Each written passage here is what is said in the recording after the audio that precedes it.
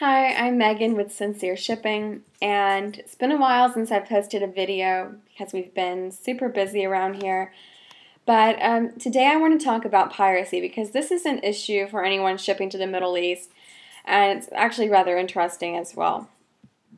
So we're going to focus on just one piracy problem, and that's the piracy that we find off the coast of Somalia, particularly in the Gulf of Aden. This is where the bulk of piracy attacks occur, at least recently, and the problem there appears to be growing. Now, just a note, keep in mind that Somalia is by no means the only place where piracy occurs. We also see it in the Gulf of Guinea in West Africa, as well as the areas near Bangladesh and the South China Sea. So, the term piracy basically covers two different types of offenses. The first type of piracy is robbery or hijacking, and that's where the target of the attack is the vessel or the cargo itself.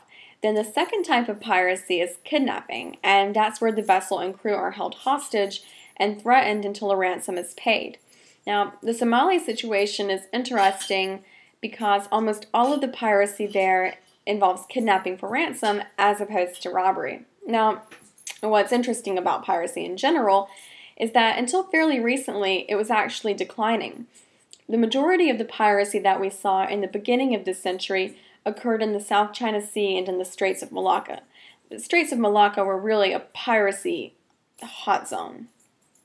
Those attacks peaked in 2003 to 2004, and then they dropped sharply in 2005.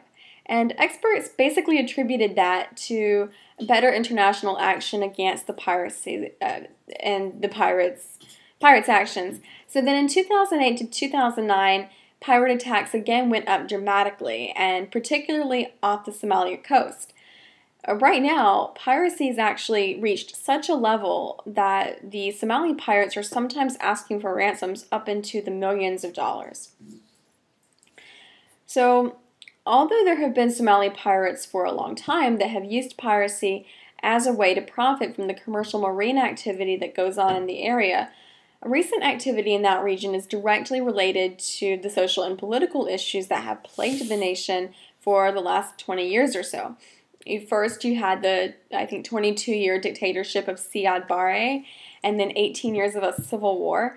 Then in 1991, the central government collapsed, and that essentially split the country into three parts.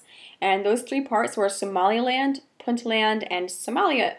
So even today, because the country is so divided, the transitional federal government of Somalia doesn't have control over really any of the territory, not even the capital. It's really bad over there right now, Millions of people depend on food aid. The maternal mortality rate is ridiculously high. Most children don't get to go to school, and the literacy rate is alarmingly low. So, experts say that the piracy that began in Somalia actually came from the efforts of fishermen in the area who were trying to protect their waters. You see, when the Barre regime fell, foreign vessels came into the region to capture tuna from the waters there, and those actions really depleted the tuna population. Of course, all of this was unauthorized by the Somali government. So, Somali fishermen lost a lot of income potential, and it was a big deal because of all this strife that's been going on there. There's also been some reports of toxic waste dumping, but those haven't really been officially verified. So, basically, the ships that were involved in illegal fishing were the targets of pirate attacks, and the ships that were supposedly involved in this toxic waste dumping. The idea was that these Somalis would prevent future activities, or that at least if they couldn't prevent the ships coming back into the water, they could gain some sort of monetary compensation, almost a reparation of sorts, really. And the compensation, of course, was achieved by holding the vessel and the cargo until the money was paid. A typical pirate attack. Of course, now we see that the political aims that the pirates originally had have been completely forgotten. And they haven't been completely forgotten just by the international community, they've been completely forgotten by the pirates themselves. Today's pirates are out for one thing and one thing only, and that's themselves. They're just out to gain for themselves at this point. They're going increasingly further from the Somalia coast, so they can't keep saying that, oh, we're trying to protect Somalia's waters, because they're, I think, something like 1,000 miles off the coast sometimes at this point. And they're not just attacking fishing vessels anymore. They're attacking pleasure vessels, people on yachts. They're attacking cargo ships. They're even attacking cargo ships that carry the food aid that their people depend on. If anyone remembers the story of the Maersk, Alabama, and I think there's a movie coming out pretty soon about this hijacking, actually. The Maersk, Alabama, if I recall correctly, was actually carrying food aid to these people. I mean, it's absolutely ridiculous. You can see that I'm getting kind of heated up about it because it's just a terrible situation.